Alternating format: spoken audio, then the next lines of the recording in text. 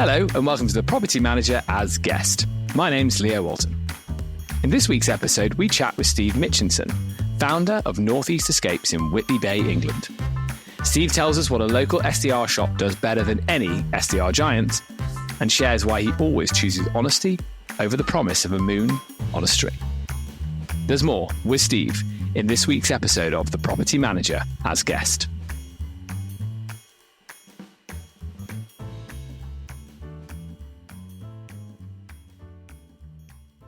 Hi everyone, welcome to The Property Manager as Guest. My name's Leo Walton. Today, I'm really delighted to be joined by my good friend Steve Mitchinson to talk about his new short-term rental business, Northeast Escapes. Steve, how are you, buddy? Great, mate. Really good. Really good. Tell us how you got started in the short-term rental industry. I fell in the industry as a bit of an accident, to be fair. My dad was terminally ill and my wife was pregnant, which was the other side of it was very positive. And I was travelling all over Britain and into Europe with my old role in student accommodation. And I just knew that I needed to be home. I needed to be a son. I needed to be a father. I needed to be a husband. So the opportunity presented to come and work for Original Cottages and set up their Northumberland business. And to be fair, at the time, I wasn't particularly delighted to be doing it. I felt like it was a big step backwards in my career. It was going to be a bit sedate, a bit boring from what I'd been doing in the exciting and thriving world of PBSA. But yeah, I found it. And to be fair, one of the great things was I worked for some incredible people, like the Ellises, who were Original Cottages, the travel chapter. They're just some of the most phenomenal people you could ever wish to work with. Great yeah, timing. Absolutely. I joined, I was general manager in Northumberland. I set up their Northumberland business. We bought 3 businesses in a very short space of time, 3 different operating models. It was pretty hectic, but again, had a great team of people with me. And I was subsequently promoted in that role. I went into a national sales manager role during COVID, and the rest was kind of history from there. I never looked backwards and just thoroughly enjoyed it. And you talked there about phenomenal leaders in that business. Are they people you're still in touch with today? Yeah, they're just kind, generous, good people who want to do right by people. And I think I learned a lot from people like them in business in terms of how I want to do business, looking after people, being kind to people, having empathy at the right times, challenging people in the right way at the right times. They're just good people. And I think that's something that I always talk quite openly about, the fact that my personal life and my business life are so entwined because my morals stand solid no matter what element of my world I'm in. And it's something that I definitely learned from watching those guys and how they went about things. What made you want to set up your own shop and build Escapes? I'm a strong believer that the marketplace has evolved significantly. I think you've got those, you've got the big guy, the huge guys, and that's a very traditional manner with the traditional model. And then you've got the new guys into the market. I think what's happened, I was part of it. I was one of the guys driving this forward, was what was once a very fragmented industry where you had to be great to thrive and to win new business and win new properties. You had to be wonderful. You had to be great at what you did.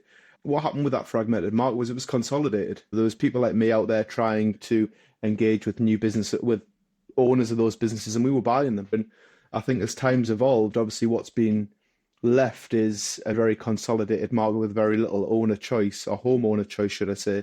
I'm a strong believer that providing great, reliable, local service, and great's the word there, it's not just providing a service, it's providing a great service and delivering the level of revenue that's required from the homeowner. That's the perfect mixture of what you need to get to enter this market and grow and be successful there. So there's a huge desire from owners to get that local service back. They chose to join a Coquet Cottages. They chose to join the small independent that promised this great local service. And actually, through the acquisition, they don't now have that option on the table until guys like myself decide that we're going to go and we're not going to change the market. We're just going to go back to what used to make this market great, in my opinion. A couple of questions. Would you ever want to turn this into a national global brand? And do you think it's possible to deliver a high quality service nationally? So you'll never hear me say no to an opportunity, but equally I'm a realist. And what you'll also never hear me say is I'm going to get greedy and I'm going to try and achieve more than is possible. What I'll never do is leave behind the roots that I've built and grown. That's exactly what I want to do. I want to dominate local. I want to be the best. I want to be the go-to. I want to be the guy that somebody says, if you want great service, if you want to maximize your revenue and you're based in the northeast of England, go to Steve, go to that business. Northeast Escapes are a wonderful business, and that's exactly what they are. Do I think that we'll try and go further afield in time? Yeah, I'd love to. But the only way I'll ever do it is if I can be assured to my own values and my own morals that what I promised those owners when they signed up with us was that we would never let service slip. And that's the really important thing. The challenge that I think people try and get greedy through economies of scale, and they try and centralize an awful lot of what once made them great. We see it over and over again. I think operationally, you can be wonderful operators. There are some wonderful operators who operate nationally and globally in other market sectors, but they regionalize their operations. They don't try and centralize everything and maximize their profits to an extent that service suffers. Yeah, look, I think it's possible, but I think you've only got to look at the supermarket model there. These supermarket chains that operate nationally and globally, they have regional hubs, regional central offices, they have national central offices above it. It's all about the organization structure, making sure that service is not impacted or damaged throughout. And I think what we've done as we've grown as an industry is we've centralized too much. Look, it presents opportunities for people like myself to come along and say that actually I'm going to dominate locally, I'm going to be better than them. There's no reason for me to be better than them, but for the fact that I'm committing to doing it. And also I don't see this as a get rich quick scheme. I'm not sitting here trying to create the most efficient, cost-effective service model. What I'm trying to do is create the best service model that allows us to grow and continue to service more owners, and the margins and the rewards and the revenues and the profits will come all the way through the back of that. Also coming up in this week's episode of The Property Manager as Guest, Steve Mitchinson, founder of Northeast Escapes, gives us a sneak peek at what the Northeast Escapes business should look like in 10 years, and shares his secret pizza metaphor that helped him win over homeowners in Whitley Bay and beyond. Stay tuned.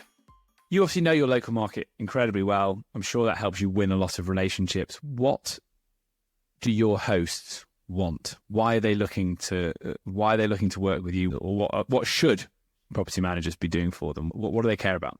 I think fundamentally it's talking sense. Somebody said to me the other week that they said the problem with common sense is there's not enough of it to go around. And it made me laugh because a lot of what we do, it's not rocket science.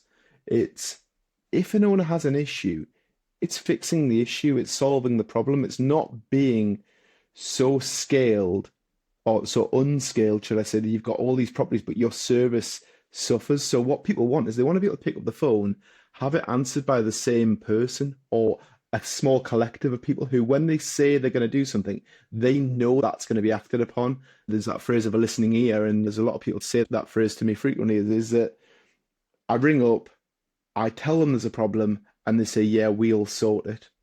We will sort it. And that's great if the collective we sorts it, but there's no ownership there. So what I've witnessed so far in the journey of setting this business up is that when I say I'm going to do something, I go and do it, which is a non-scalable reality because I can't do everything for everyone in our business. And that's where the right processes, the right volume of people. So we've got the resource there, but we generate a culture of ownership. And it's something that's I'm really keen on is about empowering people to be their very best selves, to feel like this is part of their business, this is part of their identity. And I talk quite freely about the fact that the business Northeast Escapes is me. It's a reflection of me. The service we deliver to an owner is a reflection of me.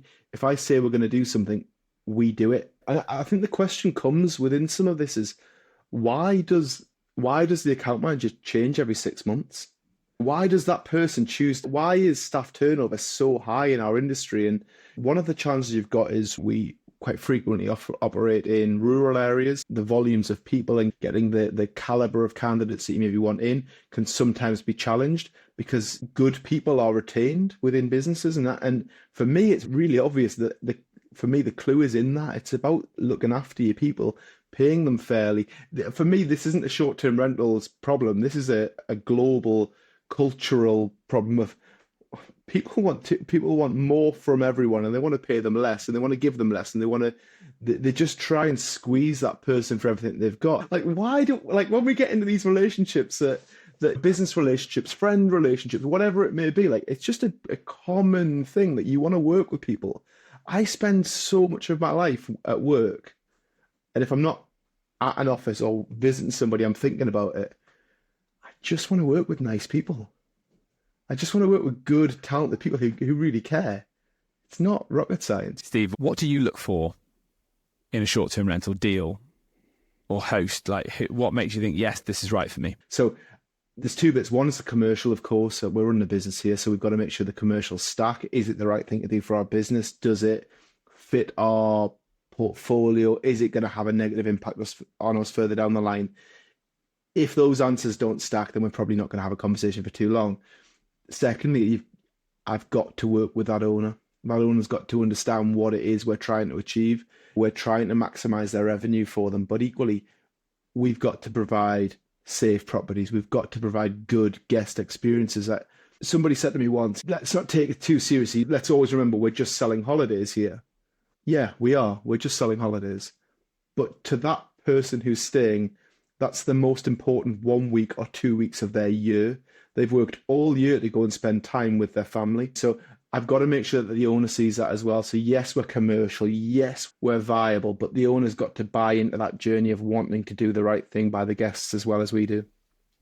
And if the commercials make sense and the viability makes sense, so operationally you can deliver, but the homeowner doesn't have the right priorities, you don't think you'll get along with them, you won't be able to affect how they treat the property, would you walk away from the deal? As a small independent in this industry, your reputation doesn't last a huge amount of time if it starts becoming a negative one. So yes, it could be financially rewarding on day one, but by month 6, I've got so many negative reviews on Google, I've got so many negative reviews on Airbnb and different experiences that actually the commercial benefit of one property impedes my growth for the next 2 years. That isn't a good commercial deal for us. What surprised you going from helping establish big national chains and buying smaller businesses and bringing them into a wider ecosystem, what you've done a lot of in your career? What surprised you in terms of how different it is from that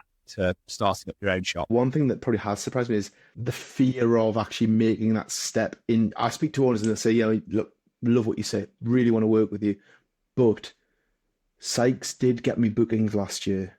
I go, yeah, I get what you're saying, I understand that. Or insert any other major operator in there, by the way. I'm not happy with them, but they got me a load of bookings.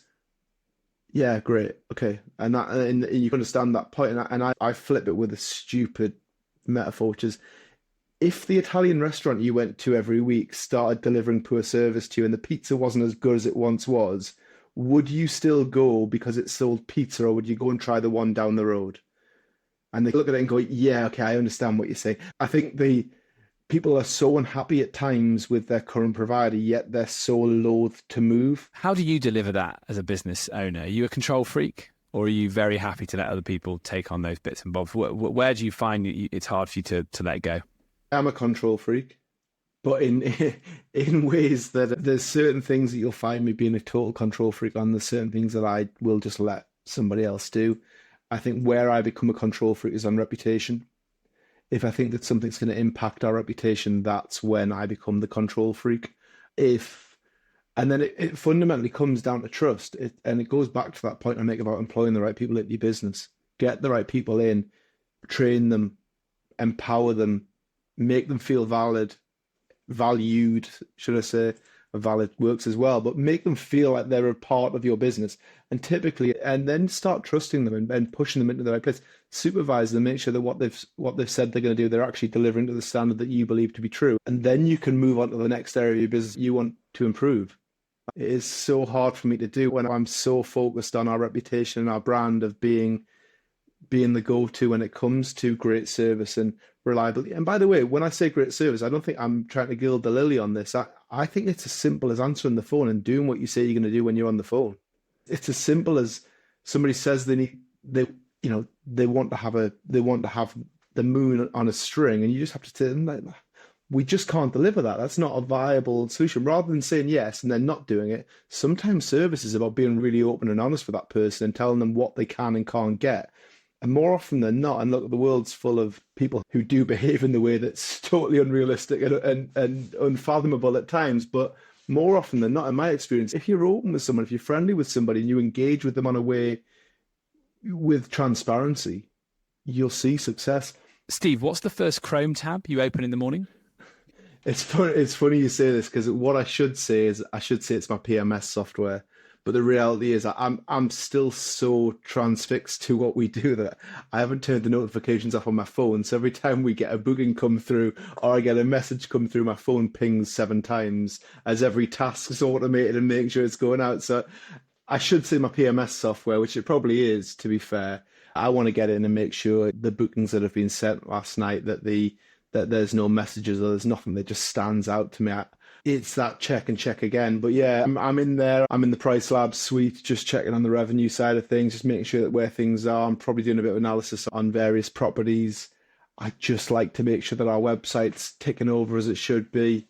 Yeah, probably just a little bit of the insurance product on it. Do you think you have to start a business like this with an exit strategy? There's the habits of, was it 7 Habits of Successful People? One of them is that says you should always start with the end in mind.